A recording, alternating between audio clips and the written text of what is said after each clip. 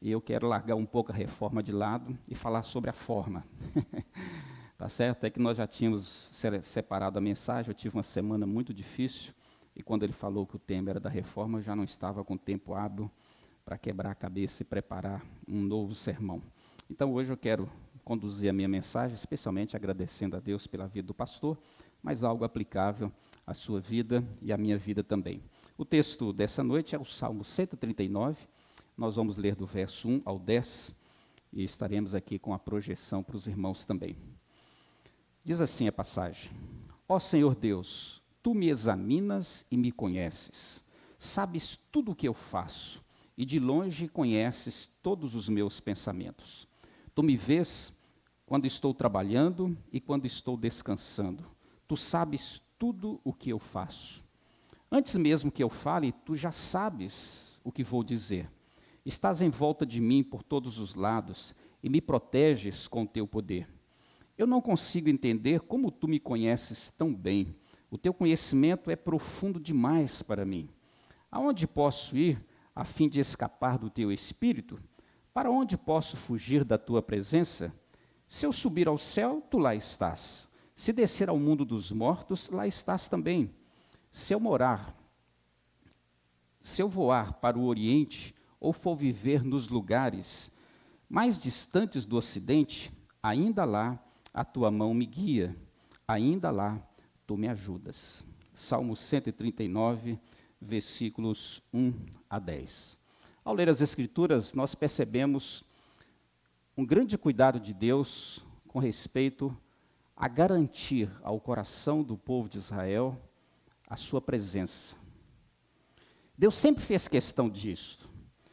O que ele mostra é que, na verdade, a sua presença é mais importante, de certa forma, do que estarmos apenas na sua presença. Ainda que isso seja uma consequência extremamente natural. Deus se mostra presente de muitas formas lá no Velho Testamento, mas eu quero ressaltar pelo menos 3 ilustrações ou 3 exemplos. O primeiro deles é o tabernáculo, a tenda da adoração, onde o sacrifício era prestado, onde Deus era adorado, e a tenda do tabernáculo significava exatamente isso. O povo não deveria se esquecer da presença de Deus. Além da tenda do tabernáculo, Deus fez questão de conduzir este povo durante o dia debaixo de uma coluna de nuvem. E essa coluna de nuvem não só proporcionava um certo refrigério aos caminhos árduos do deserto, mas também mostrava ao povo a direção de Deus. E, acima de tudo, que Deus se fazia presente. Junto a esta, temos também a coluna de fogo. Era a presença de Deus manifestada durante a noite, quando o povo também, muitas vezes, era obrigado a fazer as suas viagens e as suas caminhadas. Essas colunas, a teologia chama de teofania. É uma maneira que nós temos de conhecer mais de Deus. E estas realidades, juntamente com muitas outras realidades, atenderam a um propósito, um objetivo específico, que o povo não se esquecesse da presença de Deus. E quando eu leio o Salmo 139, eu fico lisonjeado, impressionado, encantado, maravilhado com aquilo que o salmista Davi descreve. O Salmo 139, ele esboça uma série de doutrinas interessantes, mesmo se tratando de coisas tão práticas. Ele, por exemplo, indica os atributos incomunicáveis de Deus, a sua onipotência, a sua onisciência e a sua onipresença. Incomunicáveis, porque nenhum homem possui estas qualidades ou atributos. Também ele esboça e mostra claramente a soberania e especialmente a santidade de Deus. Não sei se você sabe, mas este salmo é o salmo mais amado pelo povo de Israel. Ao contrário do que muita gente pensa, ser o Salmo 23, o salmo mais valorizado é o Salmo 139.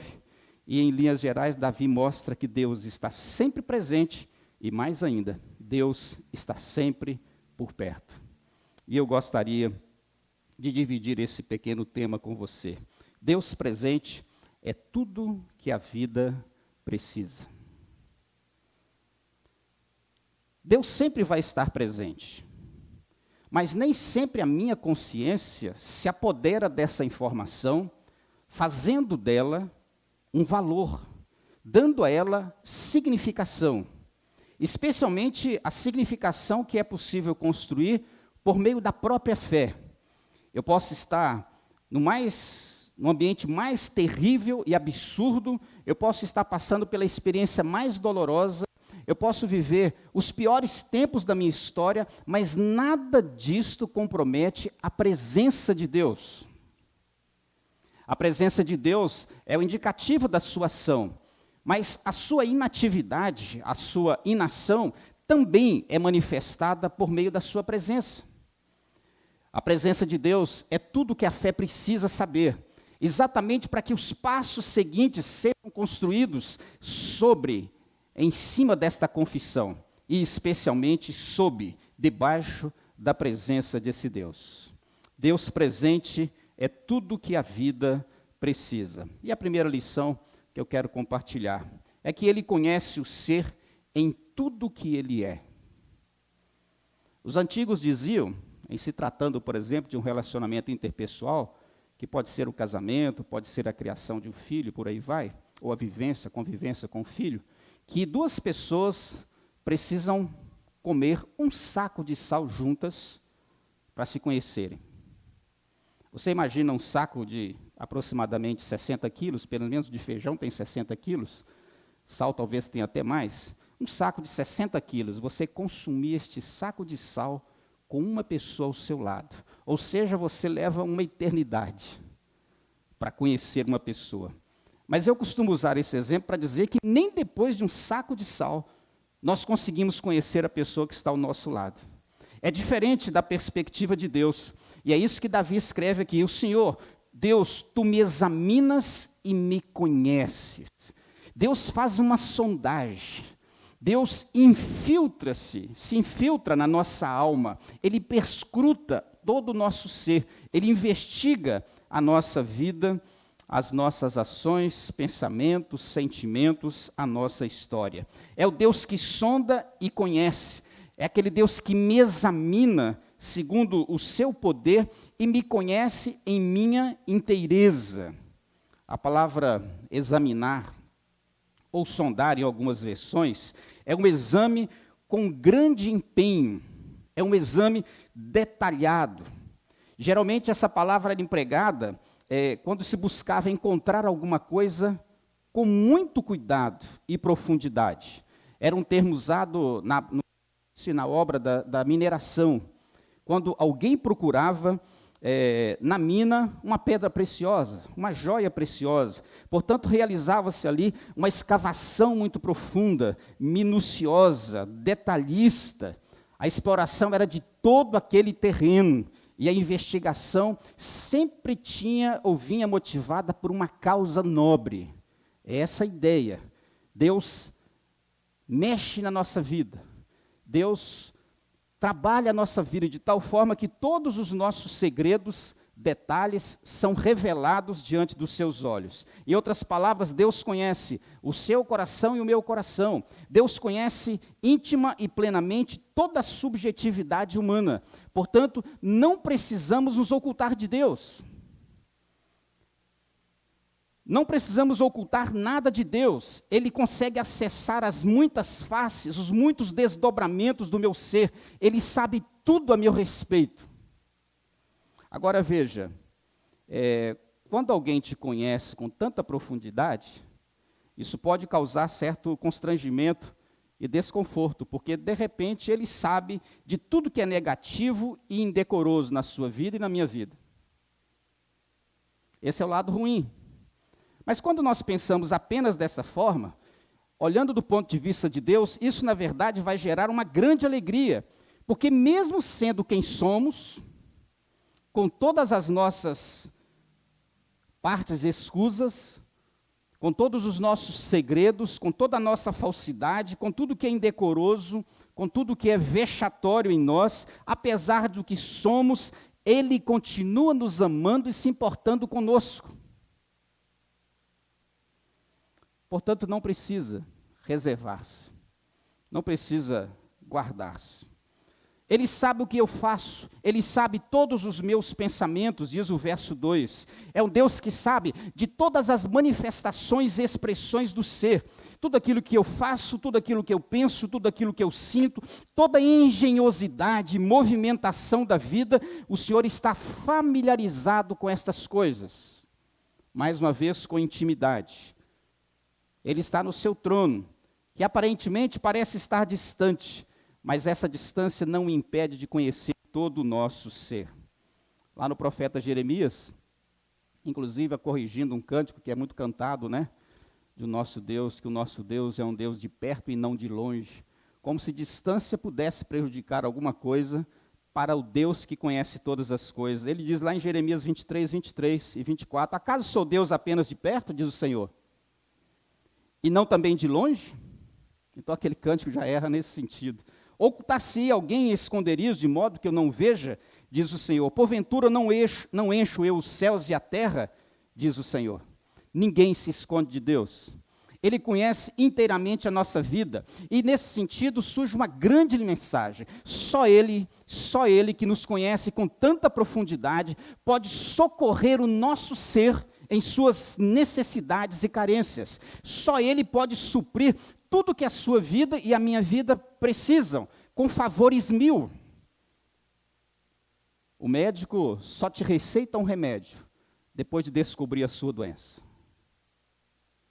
Deus conhece todas as nossas doenças.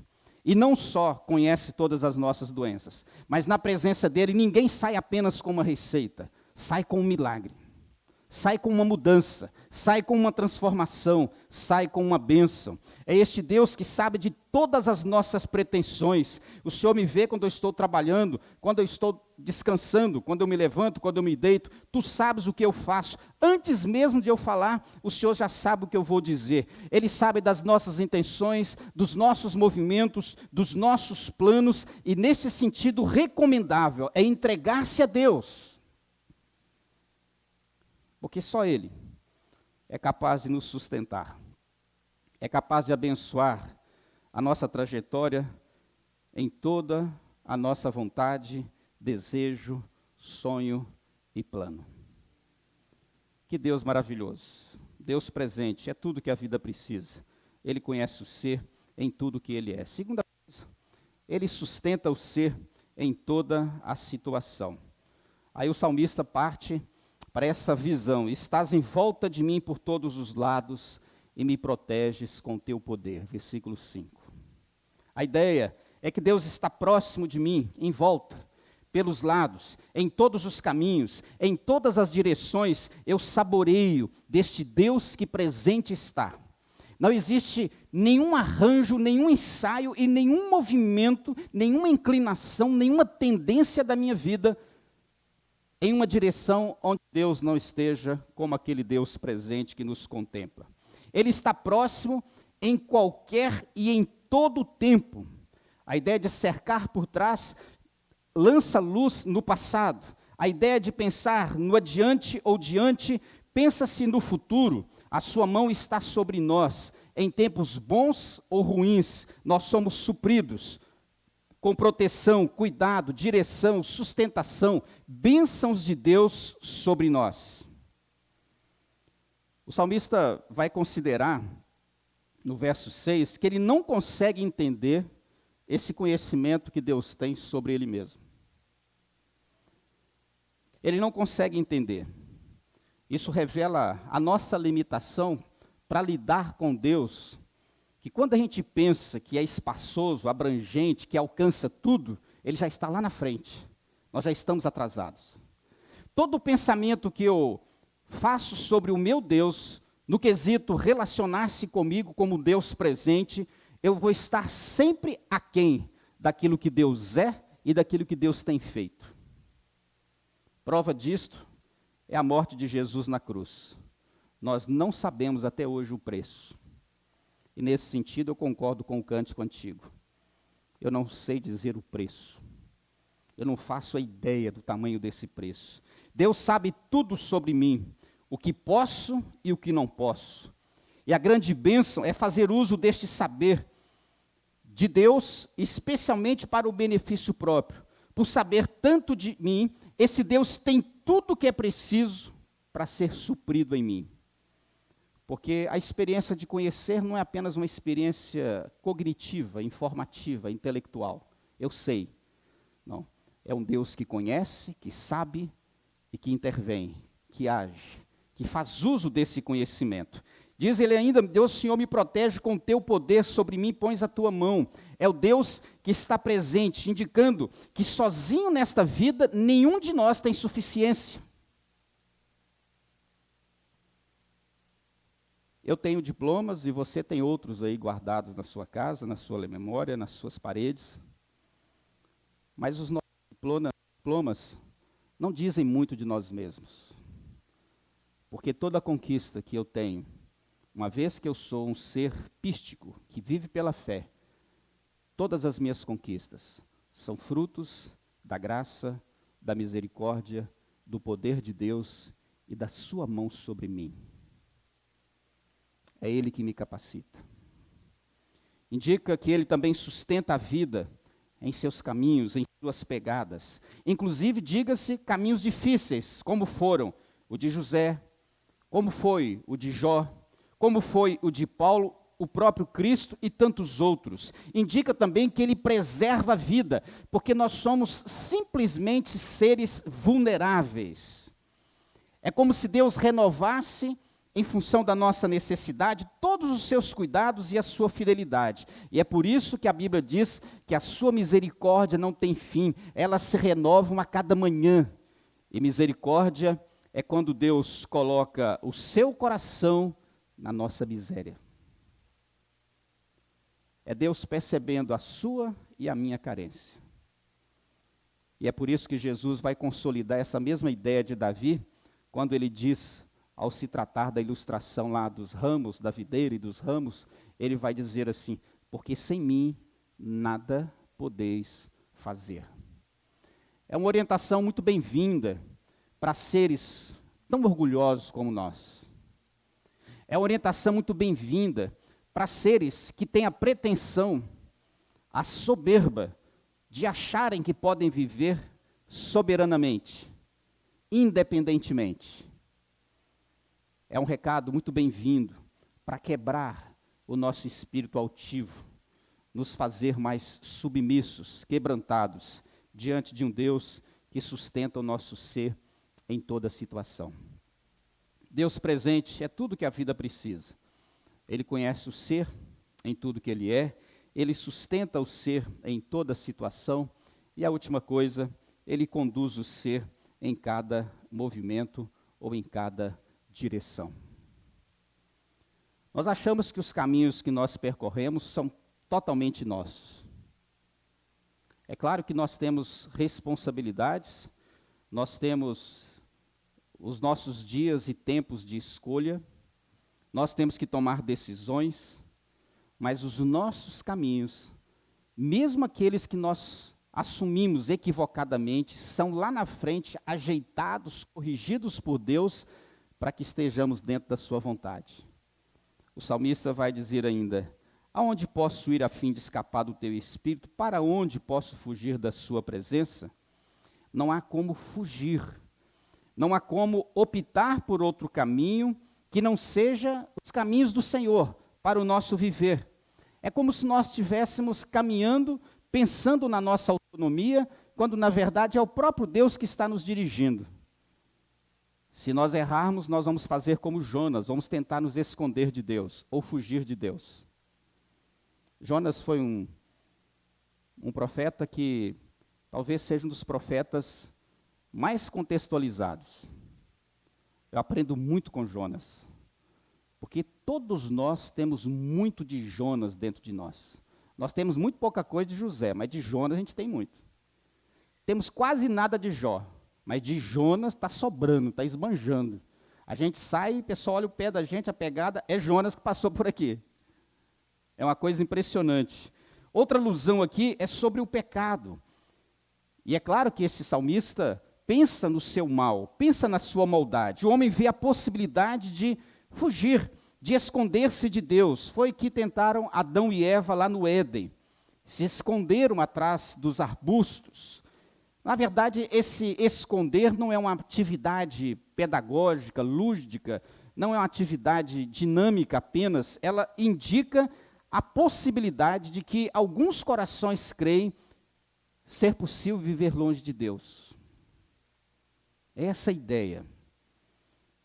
E confesso a você que, olhando para a Bíblia, esta é uma das maiores forças do engano. As pessoas acharem que podem viver longe de Deus.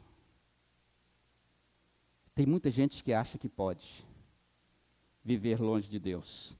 O salmista Davi está dizendo que a sua presença e poder operam em todos os lugares, mesmo nos confins da terra, mesmo lá no fim dos horizontes da existência. O recomendável, portanto, não é fugir, mas aproximar-se, buscar intimidade, é procurar viver na presença de um Deus que está sempre presente em todos os lugares e em todos os desdobramentos da nossa vida.